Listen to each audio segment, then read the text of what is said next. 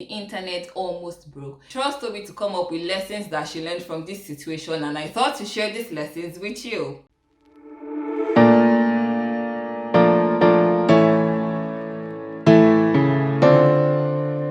Hey fam, how are you doing today? I hope you're doing great and you have had a productive week so far. You're welcome back to my channel. My name is Tobi Achudume.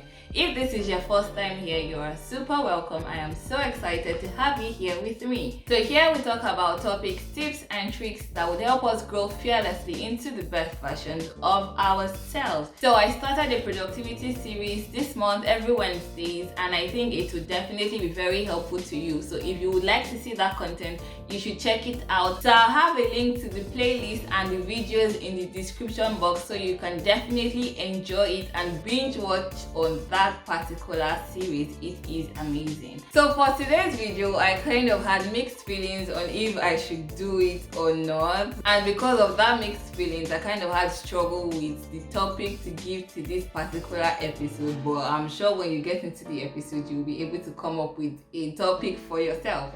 Okay, so for about 2 or 3 weeks now, or even more than that, Will and Jada have been trending on the internet. And this was because of a relationship or entanglement that Jada was in with a guy named August. So August, a person, not the month. While she was married to Will Smith about 4 or 5 years ago.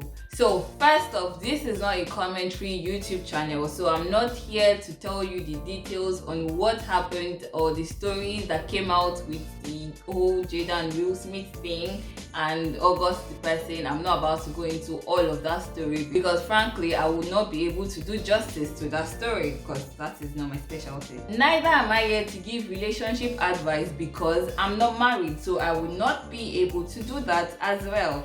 Though I know that if you're married to somebody, either whether you're separated or not, you should definitely not be in a relationship with somebody else. That being said, for better understanding of where I'm going to with this video, I'll kind of lay a brief foundation of this story. So what had happened was an interview breakout where August, the person, about 2 or 3 weeks ago was interviewed on the Breakfast Club, and he had said that he had been in a relationship with Jada Pinkett, so that's Will Smith's wife, about 4 or 5 years ago. I do not particularly know exactly when this relationship happened. And at this time frame, so 4 or 5 years ago, she was married and is still married to Will Smith, though it is said that they are in an open relationship. Okay, so that's the background of the story. So Jada has this red table talk where she talks about relationships or events of life that is supposedly supposed to help people heal from grievances and past issues that they have had with people or herself. And so it was just expected for her to have this conversation with her husband on the red table talk, which they did. But by the time they had this conversation, the internet almost broke. If you want to hear or see more about whatever it is that happened, you should definitely check Twitter. Twitter has you covered. So with all that happened, trust Tobi to come up with lessons that she learned from this situation, and I thought to share these lessons with you. Okay, so let's get right into the lessons I got from this situation. As humans, we have the tendencies of hurting people. We hurt people. Sometimes knowingly, sometimes unknowingly. And this is because man is self-centered. We have the tendency to be selfish for reasons that only God can answer. So sometimes we know that we have hurt people, other times we may not even know. And these two different scenarios of hurting people is common, it is definitely normal. It shows that we are human, as you could tell. Like from the days of the Bible, we've been hurting each other. And so it is definitely normal for us to hurt. The Bible says offense will come. It is what you do with the offense that matters. So as man, as humans, boy, girl, man, woman, parents, singles, married, we would always hurt people. Now, we may not want to do it intentionally, but we kind of always find a way of hurting people. For some people, they hurt people less times than others do. But what you do after the hurt is what matters. So we would hurt people with our words, we would hurt people with our actions, sometimes our inactions. When people expect you to do something and you don't do it, you hurt them with inactions in that sense. But what you do after the hurt, the damage has been done, is very important. It is also inevitable for us to want to excuse the actions or the hurt that we would have done to people. So sometimes we will do this, we're trying to explain ourselves out of the situation, or give reasons to why we did it, or kind of justify what has been done, and use words to turn around why it was not supposed to be hurtful or why it was not supposed to be done. We have a way of using euphemism to justify or get ourselves away from acknowledging that we have hurt people. Now, what you do after the hurt or the damage has been done can either make or break the relationship. So when I say relationship, I don't just mean boy-girl relationship or marriage relationship. It could just be friends relationship, siblings relationship, parent-child relationship, any kind of relationship. What is done after hurt, after damage has been caused, can either make that relationship to stand or last, or break it, and then you guys don't want to even have anything to do with each other again. So while we may have no control of the damage or the hurt that we have caused on others, or the kind of pain that we have inflicted on others, we can attempt to fix it, we can attempt to mend it, we can attempt to correct whatever it is that's been done. And in attempting to correct it is not for us to come up with excuses, because at that point excuses is not what makes it to be better. At that point, what is needed or what should be done is first acknowledging the fact that you have hurt someone, acknowledging the fact that what you did, either intentionally or unintentionally, was wrong. If somebody looks hurt, the person is hurt. If the person feels hurt, the person has been hurt.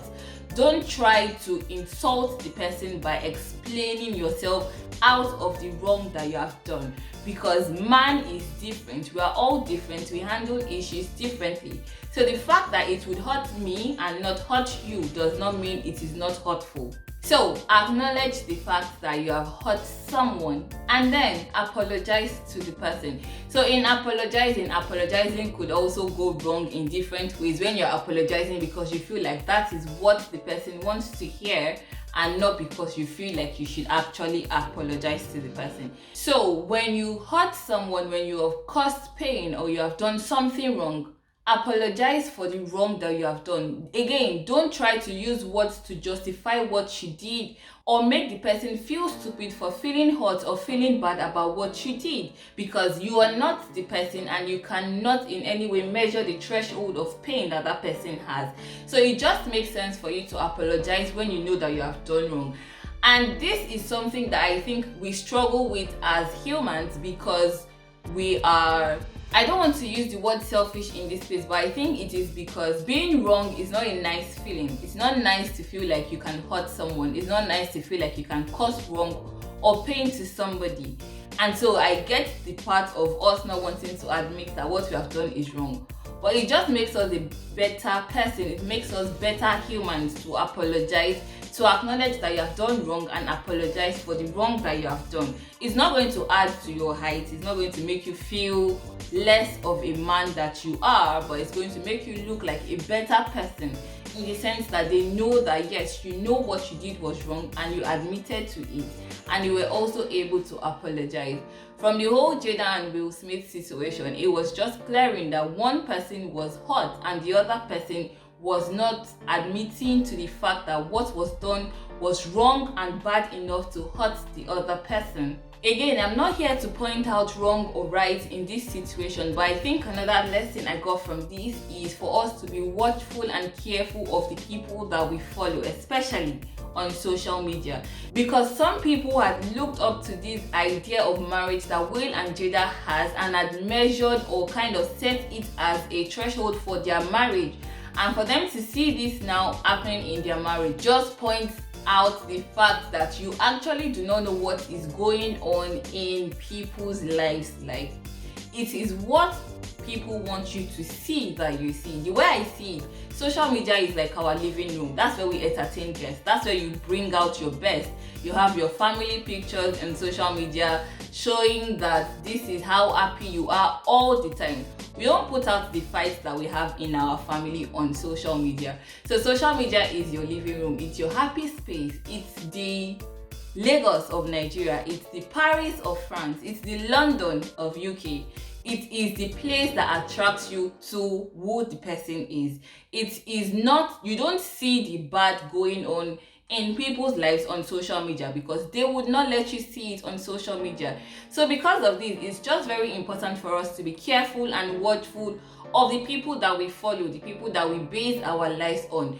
Jesus is supposed to be our basic example. Jesus is our all-time favorite example. He is the one that we should pattern our lives after. And I get the fact that we want to see humans as our examples also, and that's not wrong. I have humans as example that I follow and I enjoy and I like what I see as their lifestyle. But that doesn't mean that you would base everything that you do on what these people do. So while you want to see humans, you want to see people as examples for yourself, just know that you're seeing the best of what they have on social media. You're not seeing what is going on behind the scenes. You're not seeing what is going on in the bedroom.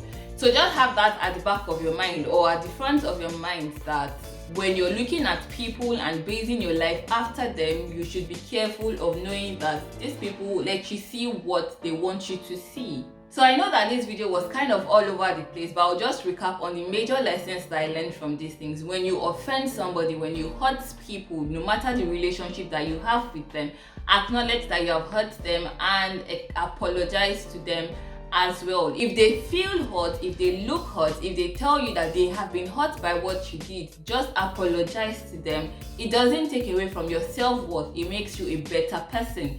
And be careful and watchful of the people that you base your life after. Be careful of the people that you call mentors on social media, the people that you see as your examples on social media. So guys, in the comment section, let me know, what did you think of this whole situation? What lessons did you learn from it? Are you like me that learns from the weirdest things that happen in the world? Share with me in the comment section. That's it from me for you today. I hope you enjoyed this episode and I'll catch you in the next one. Bye.